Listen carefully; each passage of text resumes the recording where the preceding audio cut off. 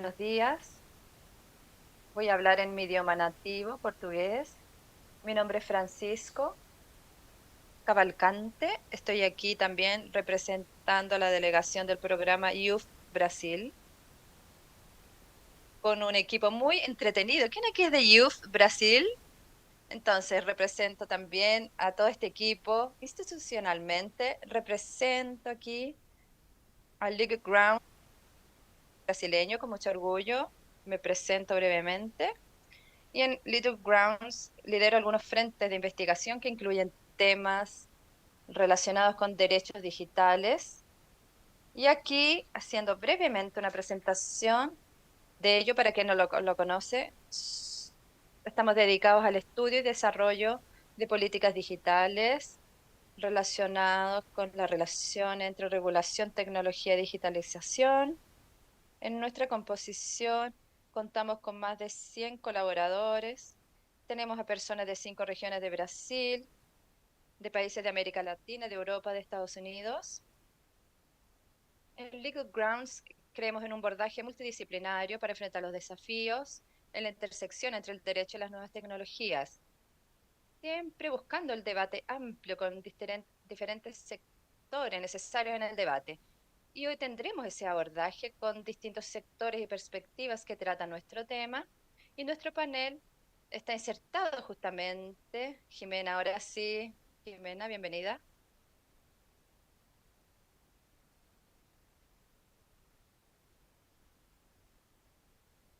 En el desarrollo de plataformas y sus impactos en diversos sectores, en este caso en la comunicación y en el periodismo específicamente.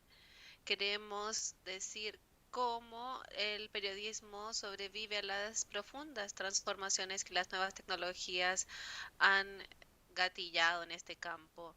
Este es un tema que no solo les interesa a los periodistas, sino a cualquier persona que se comunica, que usa los medios de comunicación con la ciudadanía. Todos los que estamos aquí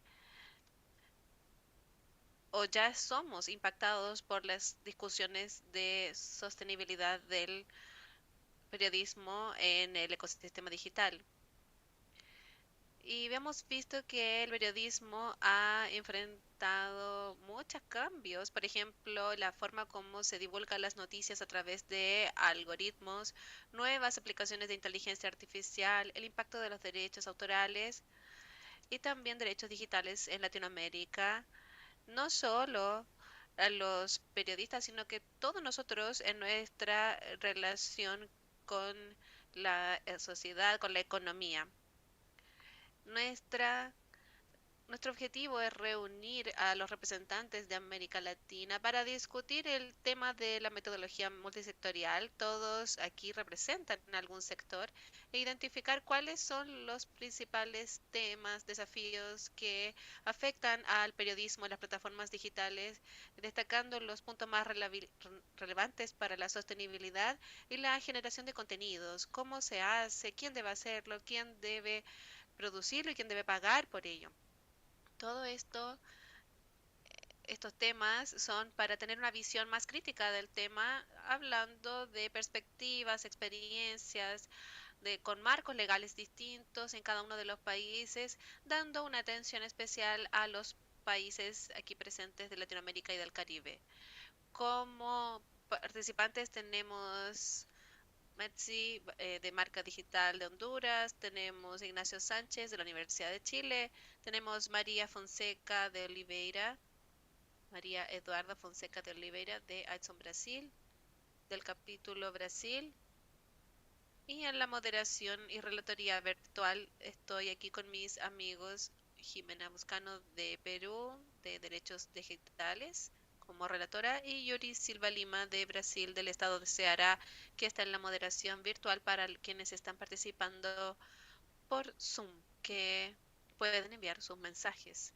Para empezar nuestro panel, vamos a empezar con Brasil. Vamos a hacer aquí un paseo por 3 países de Latinoamérica. En Brasil, para representar la perspectiva brasileña del debate, tenemos a María Eduarda de Oliveira. María Eduarda va a hablar online, así que la organización, por favor, puede ya ponerla aquí en pantalla para todos. María Eduarda Es investigadora del proyecto de remuneración de contenido periodístico en plataformas digitales en busca de un sistema equilibrado para Brasil de Internet Society capítulo Brasil. Es abogada en Derecho de Entretenimiento y Protección de Datos en la Oficina La Jonia de Abogados y tiene una maestría en Derechos Digitales de la Panteón Sorbonne en París. Eduarda está aquí con nosotros virtualmente. Hola, ¿están escuchando? ¿Me ven? ¿Sí? ¿Aún no está? ¿Alguien de la organización puede ayudarnos? Estoy aquí.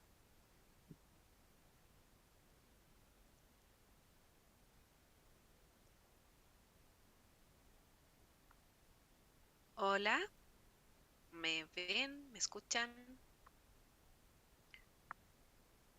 ¿Me escuchan? Sí. Ahora te vemos. Bien, ¿puedo compartir aquí mis diapositivas?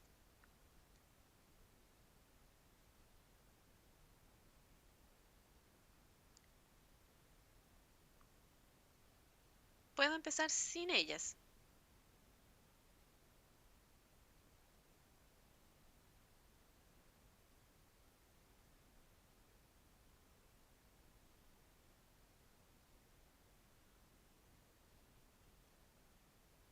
Ahora sí puedo.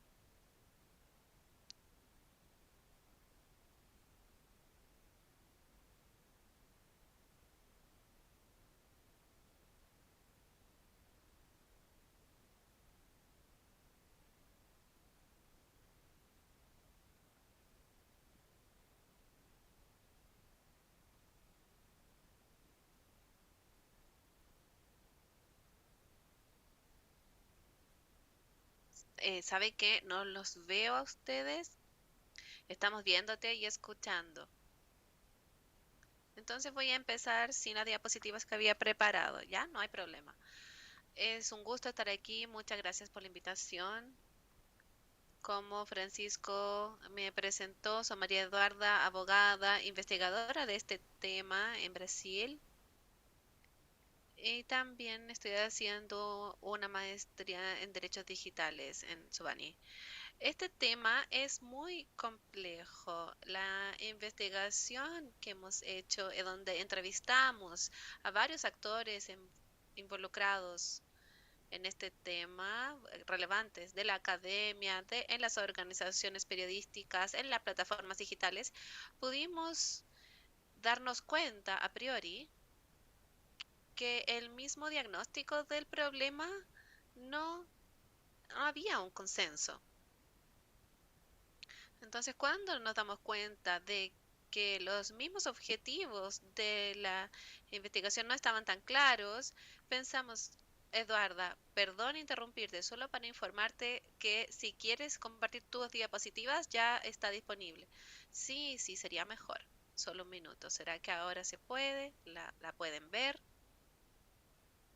Ahora creo que lo logré. Sí, perfecto. Listo. Bien. Aquí está la introducción que les había dado. ¿Cuál es el contexto de esta discusión?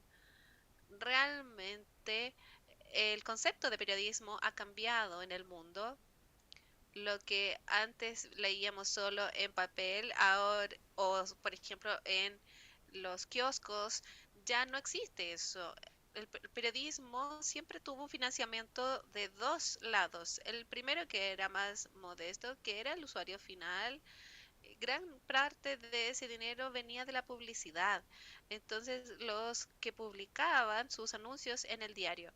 Pero hoy día vemos que Internet, las plataformas digitales, tienen un cambio total de ese escenario. Y en ese nuevo escenario vemos un empobrecimiento del sector.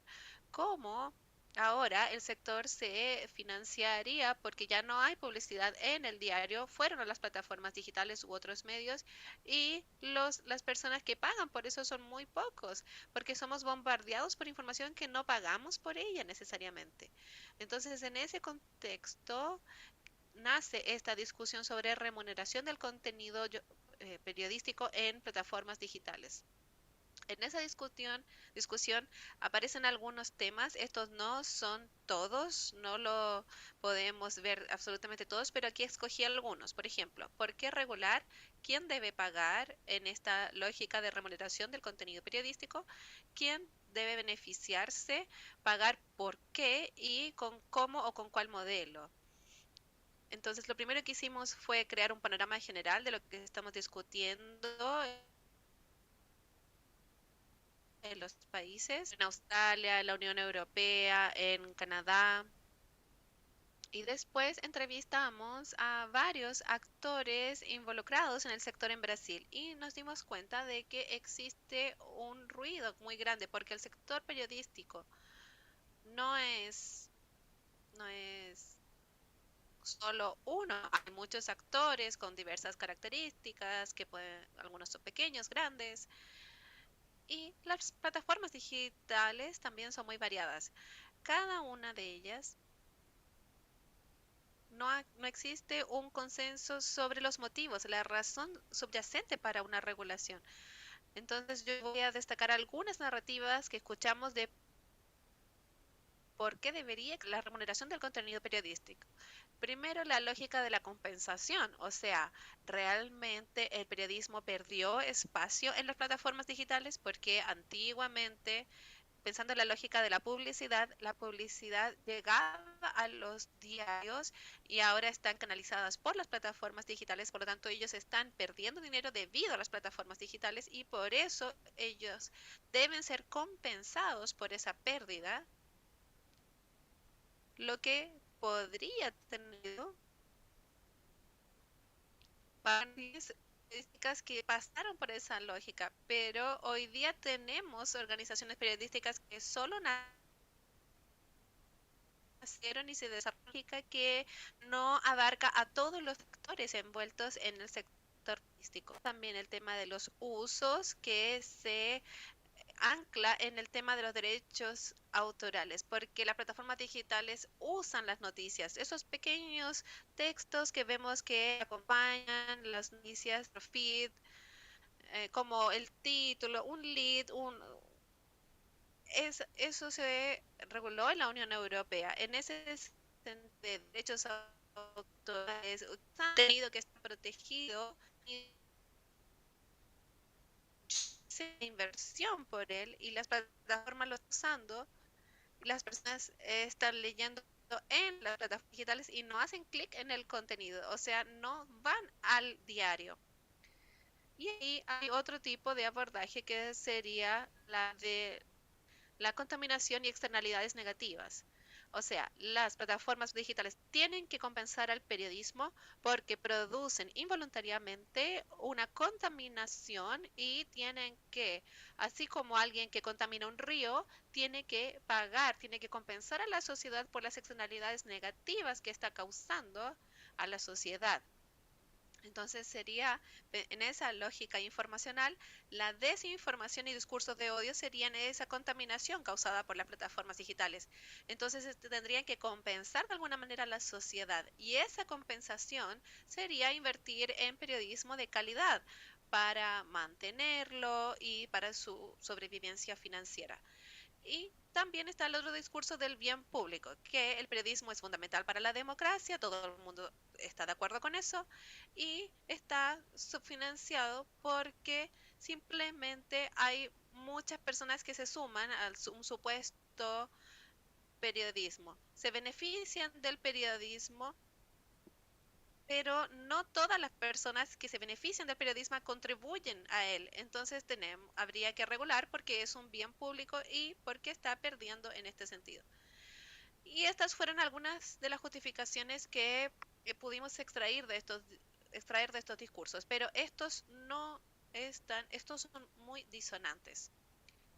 Y ahí viene la pregunta, ¿quién debe pagar? Es un tema muy complicado porque cada una de las plataformas digitales tienen una forma, un modelo de negocios distinto. Por ejemplo, algunos usan las páginas de internet y muestran su página. Ahora Facebook, redes sociales, el mismo diario coloca su contenido allí. Entonces el modelo de negocios es distinto y no sabemos de hecho cómo hacer esto. Eh, ¿Debería ser por el número de usuarios, por el uso del medio periodístico? Por ejemplo, los prestadores de servicios de la sociedad de la información que usan contenido periodístico, pero hay plataformas que no necesariamente lo usan y no tendrían que contribuir en esa lógica de contaminación. Quizás podrían entonces compensar porque eso dependería si usan o no usan el contenido. Ahí viene otro tema, ¿quién debería beneficiarse? ¿Por qué?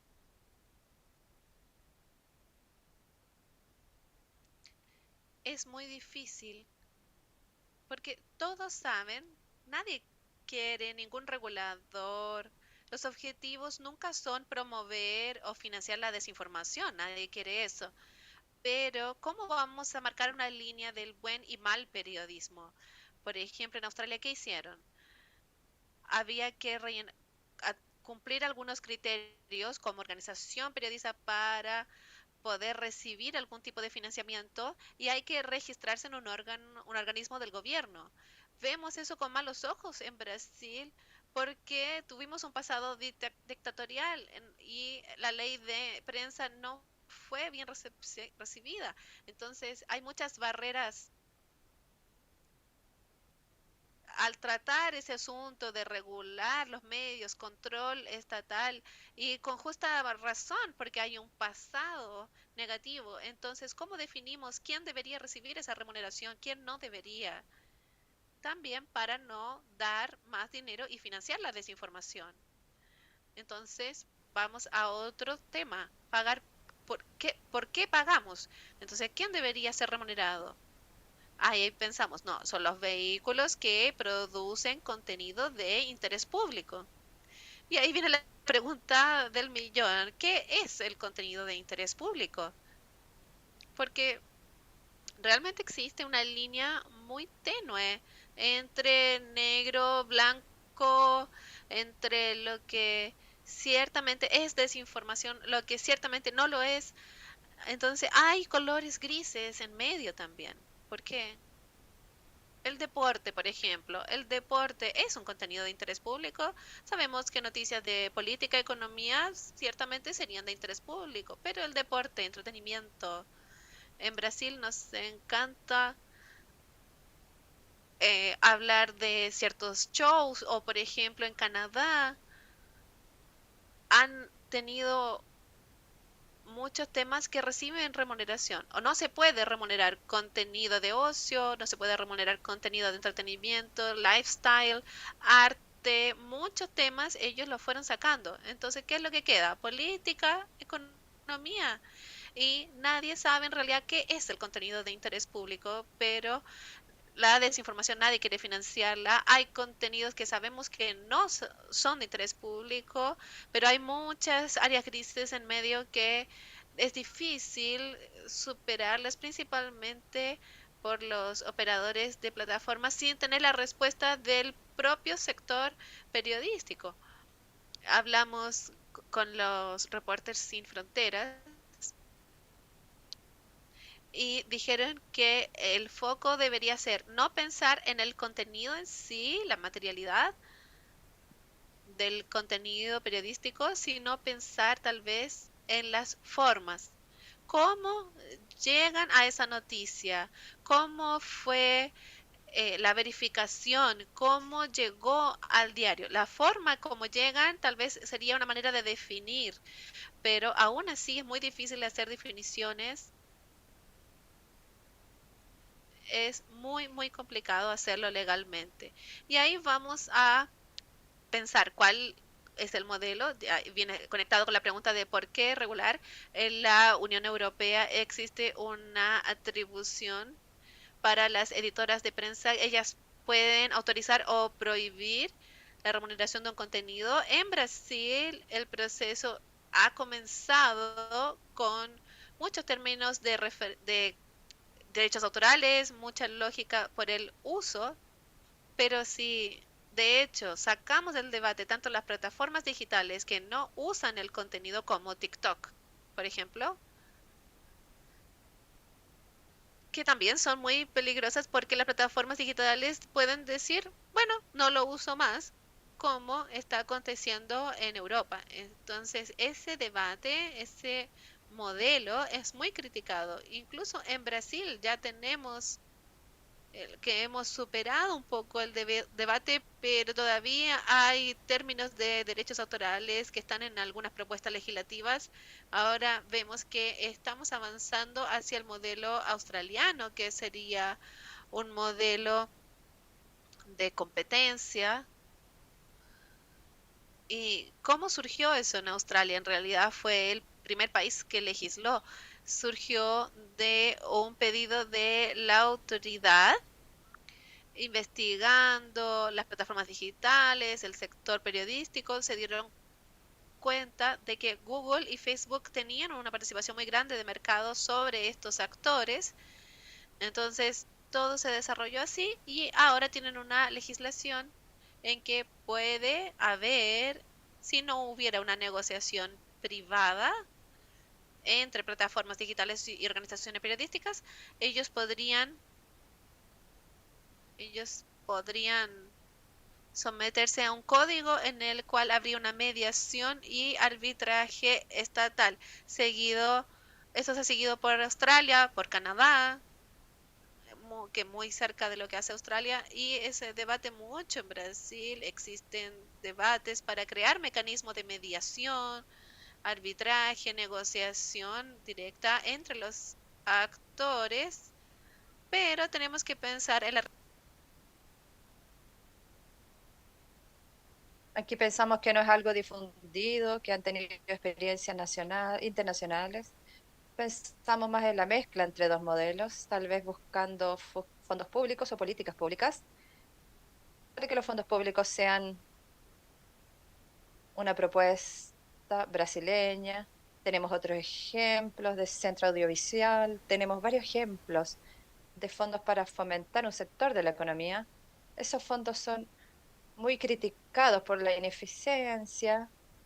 También escuchamos muchas críticas para con ello, a pesar de que sea una propuesta netamente brasileña, que aún no tiene correspondencias con otros países, pero tenemos que pensar en cualquier modelo que queramos adoptar en la realidad nacional regional. ¿Por qué? Brasil es un país que sufre con distintos tipos de noticias. Estamos insertados en un contexto de fake news, principalmente de personas que creen en esas fake news, que realmente creen en esas fake news. La gente no quiere muchas veces leer noticias, están tan bombardeadas por noticias que no quieren leerlas por sí solas. Eh, no se dan el tiempo para hacerlo. La actividad periodística también en estos gobiernos anteriores también se puso en jaque. Percibir que la tecnología llega, la noticia llega sin un planteamiento digital o mediático para que la población logre entender. Entonces, que esa legislación existe, porque estamos pensando en esa legislación, porque el debate se agota en ello, porque ya tenemos muchos problemas donde, ok, el periodismo es importante, pero no lo es todo. El financiamiento de plataformas digitales no lo es todo. Tenemos que tener un trabajo, sí, de base y pensar en el sector como un todo, no solo como NetCourt, que es importante, pero los medios no se agotan. Eso es lo que quería compartir con ustedes. Gracias. Estoy aquí para preguntas y responder al panel. Muchas gracias, Eduarda. Creo que su presentación es muy aclaradora De todo o y debate, não presentó un só no panorama de contexto todo el brasileiro. debate, no solo en el contexto brasileño, pero el de otros países también, que es justamente la propuesta de nuestro panel. Y ahora vamos a salir de Brasil y nos vamos directamente a Honduras con Betsy Maya Cabrera. Y vamos a salir de la comunidad técnica a la sociedad civil, que es el sector que Betsy, donde ella está vinculada, presentando brevemente. Ella es hondureña. Un minuto. Es hondureña, nacida en el departamento de Intibucá, una tierra bastante ancestral. Ella es médica, cirujana, feminista, consultora y facilitadora en seguridad digital y educación popular. Betsy trabaja en área digital, Hack Lab, técnico cultural organizado de manera artesanal y estructurada por asambleas. Actúa en la promoción de temas de seguridad digital en la región y hace 3 años se ha dedicado a la creación, articulación y formación de una escuela cyber activista. Como dije al inicio, nuestro panel es bien interdisciplinario, entonces Betsy va a hablar en su lengua nativa, español, y quien no entienda el idioma puede usar el servicio de traducción del evento. Betsy puede empezar. Me voy a disculpar un momentito si de repente me quedo sin voz. He estado con un poco de alergia por el aire acondicionado, pero bueno, es un gusto estar con todas ustedes. Hablarles un poco, digamos, de lo que hace Barracón. También vengo en representación de Código Sur, que son 2 organizaciones que nacen por la necesidad de tener a alguien o un grupo que se dedique a las tecnologías libres y al enseñar todo el tema de ciberseguridad. En este contexto, entonces, hablamos un poco de cómo está la situación en Honduras. Honduras enfrenta un contexto complejo y desfavorable en términos sociales, económicos y políticos.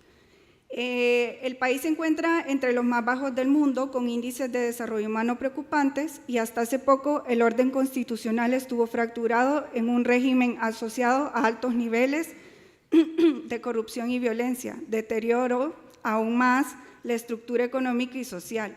La conexión de los altos mandos gubernamentales con el narcotráfico y los fraudes electorales han llevado al país a una bancarrota generalizada y a una crisis social alarmante. Con la llegada del primer gobierno liderada por una mujer y de izquierda, las expectativas de cambio eran grandes, pero la realidad es desafiante. Existen divisiones políticas y económicas profundas donde los poderes económicos se mantienen en la lucha constante para recuperar la influencia perdida en el Congreso. A pesar de que los deseos de transformación de los poderes de facto limitan las reformas estructurales, dejando espacio para las pequeñas reformas y cero para las leyes grandes. En este contexto se han dado, en lo que va de 3 años de mandato de la presidenta Castro, 870 muertes violentas en mujeres, lo que convierte al país en uno de los más inseguros para mujeres y disidencias sexuales. Para destacar la situación actual de las comunidades indígenas, garífonas, campesinas y personas pertenecientes a la diversidad sexual, podríamos centrarnos en algunos casos específicos y datos que muestran la gravedad y la relevancia del tema, especialmente enfocados en la violencia, el desplazamiento que enfrentan las comunidades, y esto no solo da un contexto, sino que también evidencia la importancia y la urgencia de la defensa de los derechos humanos.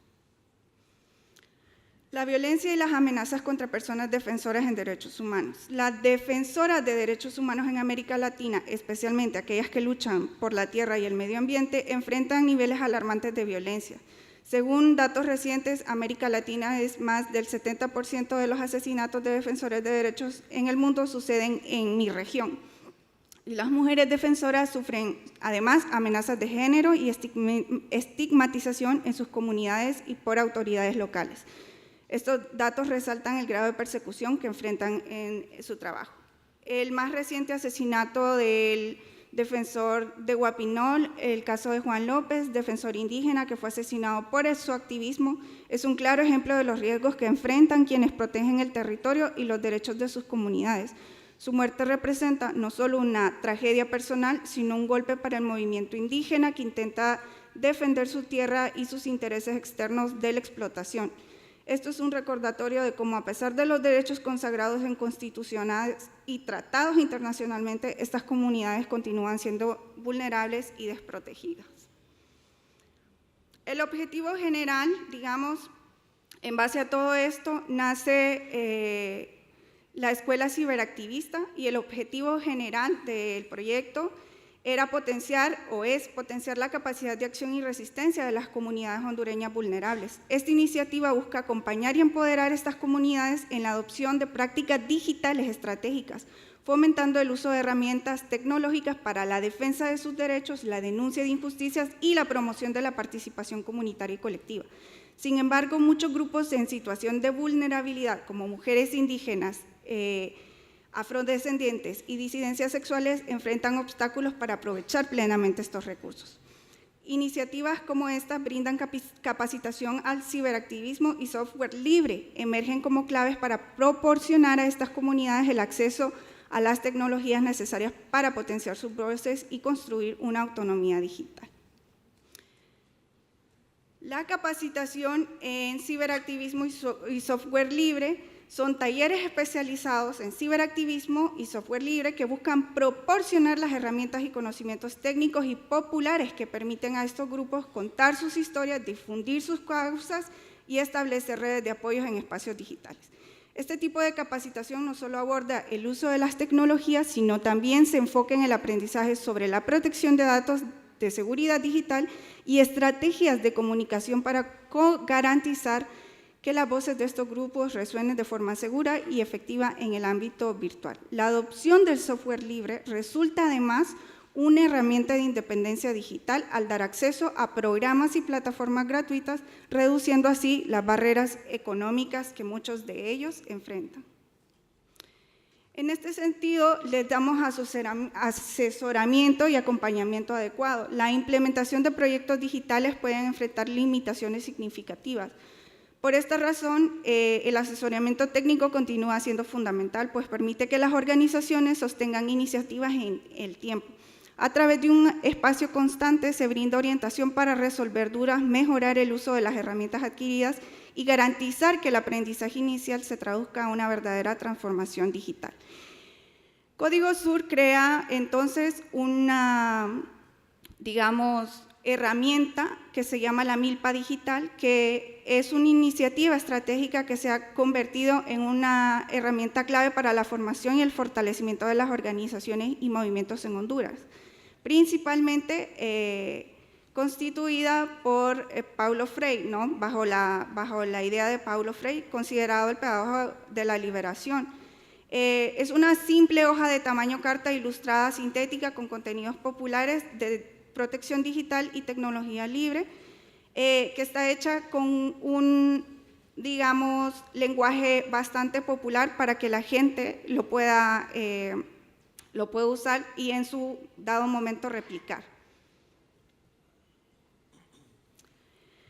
Luego está el fortalecimiento de la comunicación popular y comunitaria. La comunicación estratégica es un pilar fundamental para que los mensajes de las organizaciones sociales y populares, campesinas, indígenas y feministas tengan un impacto más significativo por medio de talleres y gestión de comunicación. Se brinda a las comunicaciones habilidades para diseñar mensajes efectivos, gestionar sus redes sociales y explorar las plataformas alternativas de difusión que fortalezcan sus narrativas. La comunicación popular y comunitaria, cuando es bien dirigida, no solo visibiliza las problemáticas locales, sino que logra movilizar a otros sectores de la sociedad en torno a causas políticas y de gran relevancia. Entonces, digamos que la Escuela Ciberactivista se crea para enseñarle a las comunidades indígenas, garífunas y disidencias sexuales a utilizar el teléfono como una herramienta de comunicación. La idea que nosotros teníamos de estructurar toda la escuela era enseñarles formas o maneras de que puedan ellos alertar las situaciones que están pasando desde sus comunidades.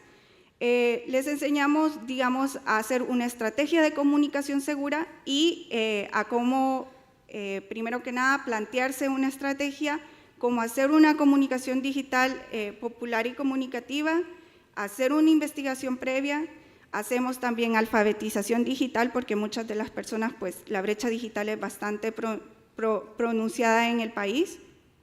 Y también hacemos una creación de productos comunicacionales como infovideos, diseño gráfico accesible y podcast.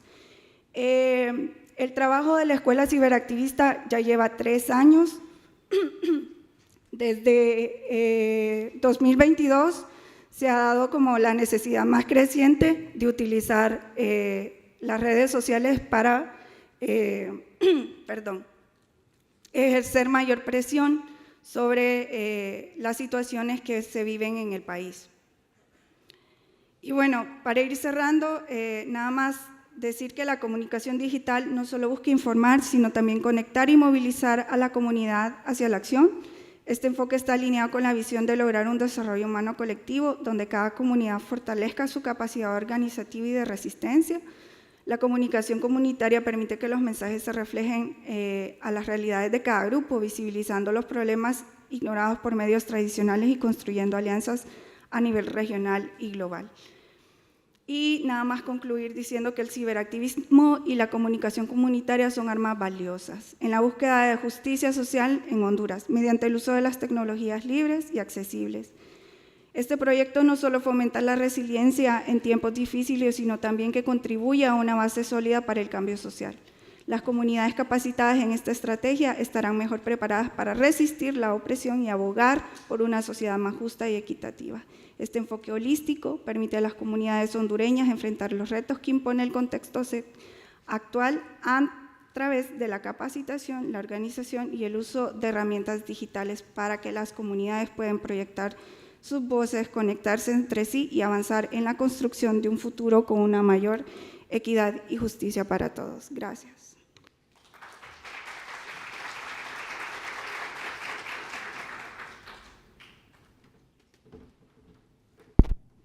Graças, Betsy. Agora nós vamos mudar de país. Ahora vamos a cambiar de país, vamos a migrar a Chile. Va a hablar ahora Ignacio Sánchez González, que va a hablar en su idioma nativo, español. Y quien quiera eventualmente usar el servicio de traducción, busquen la organización del evento. Ignacio es profesor instructor del Instituto de Estudios Internacionales de la Universidad de Chile, miembro del Consejo de IGF Chile, de ICAM Abogados, licenciado en Ciencias Jurídicas y Sociales y maestrado en Política Comercial. Tiene una maestría en Política Comercial.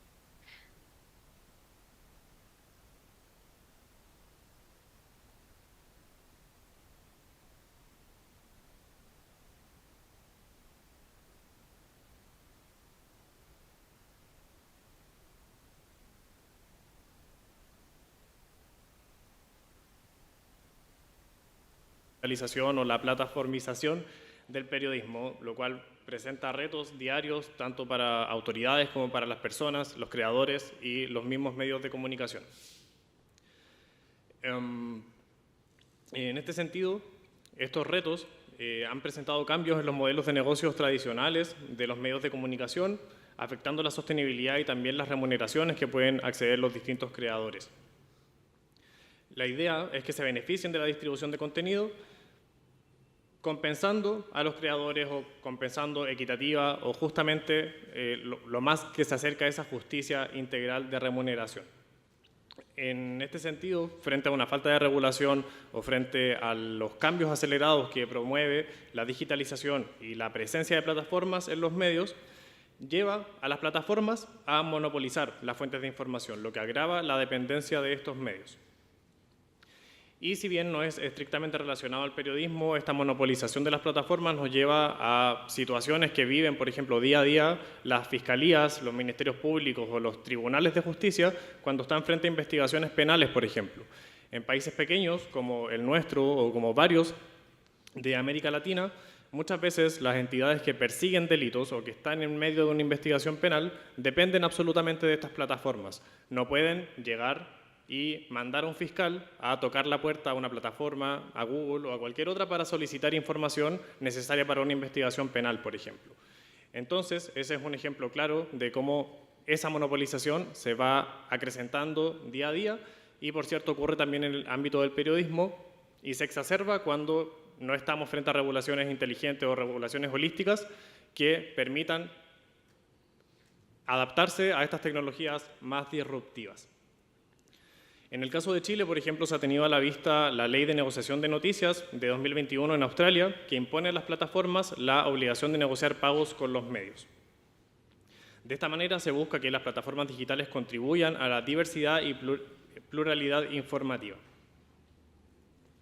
En materia de inteligencia artificial, que es claramente un reto muy en boga para todas las disciplinas y para todos los trabajos que realizamos todos y todas nosotros, hay un desafío único en materia de periodismo respecto a la verificación de datos, la curaduría de contenido, la regulación de la transparencia y la veracidad de la información generada por inteligencia artificial.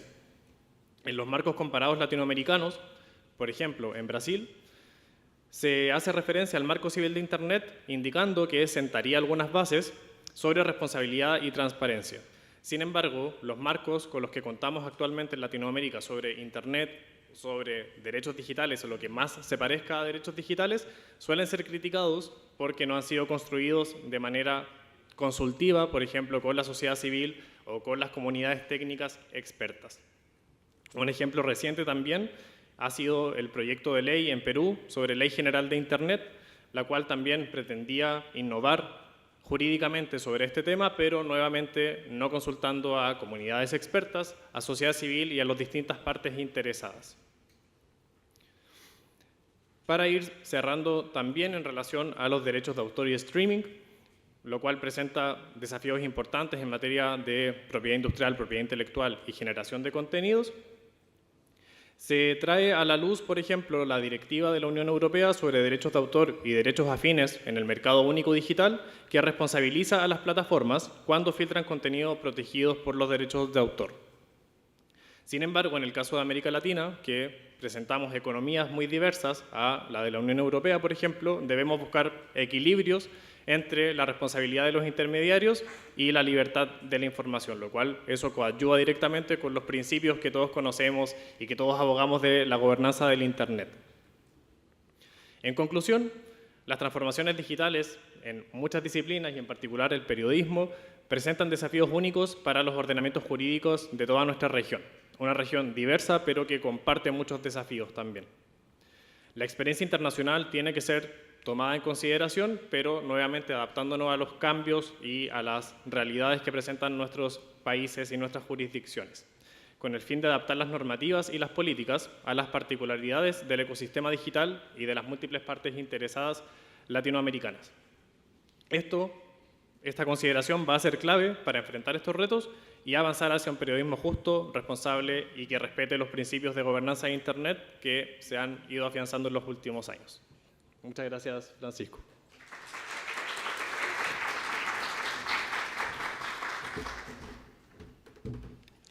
Graças, Inácio. Tendo em vista o nosso tempo, nós vamos Vamos a abrir el espacio a preguntas para personas que quieran. Tenemos una pregunta. Alguien que levantó la mano. Tiene que ser breve porque vamos a cerrar el panel.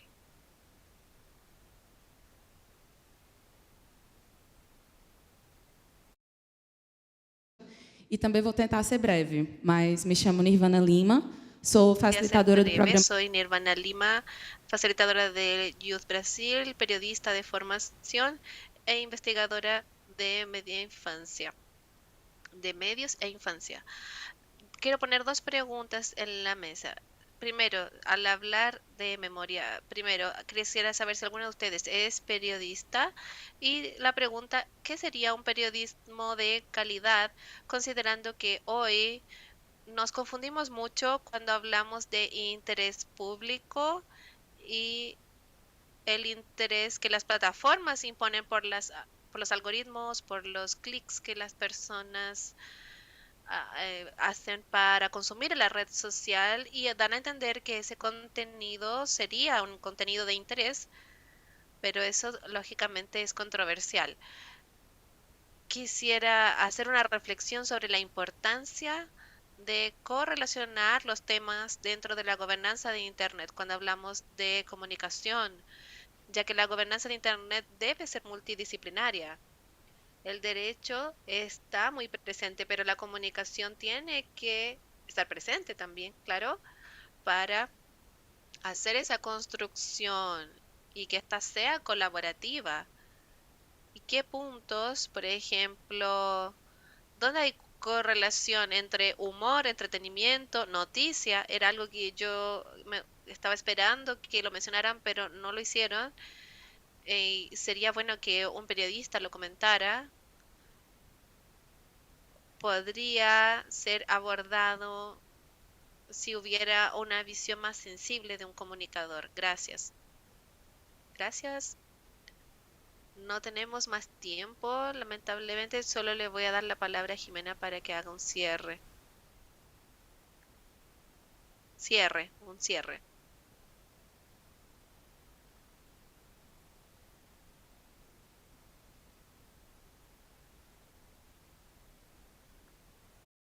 Digitales y remuneración de contenidos, perspectivas sobre el futuro del periodismo. En ese contexto tuvimos 3 ponentes con mucha información, muy profesionales. Por un lado, María Eduarda exploró cuestiones fundamentales relacionadas con la regulación de las plataformas digitales en cuanto a la remuneración de contenidos periodísticos, en donde planteó preguntas claves, como vimos: ¿quién debe pagar? ¿Quién debe regular? ¿Quiénes serían beneficiados y beneficiadas? ¿Y cuál sería el modelo adecuado? También sí mencionó aspectos como la compensación justa de los creadores de contenido, los usos de los contenidos en las plataformas digitales, las externalidades negativas, relevancias, y también se abordaron adicionalmente problemas regionales, nacionales, la desinformación, la falta de credibilidad en el periodismo y la necesidad de un mayor letramiento digital. Betsy, por su parte, nos expone la situación actual de Honduras, un país con un contexto muy complejo, con altos niveles de inseguridad, especialmente para mujeres y personas de disidencias sexuales. Además, también describió las formas de violencia que enfrentan los y las defensoras de derechos humanos, con especial énfasis en el movimiento indígena. Uno de los puntos claves de su intervención es la necesidad de empoderar a las comunidades para que se apropien de tecnologías de información, los cuales son fundamentales para construir una autonomía digital que permita a las comunidades indígenas y otros grupos marginados tener voz y representación en el ámbito digital.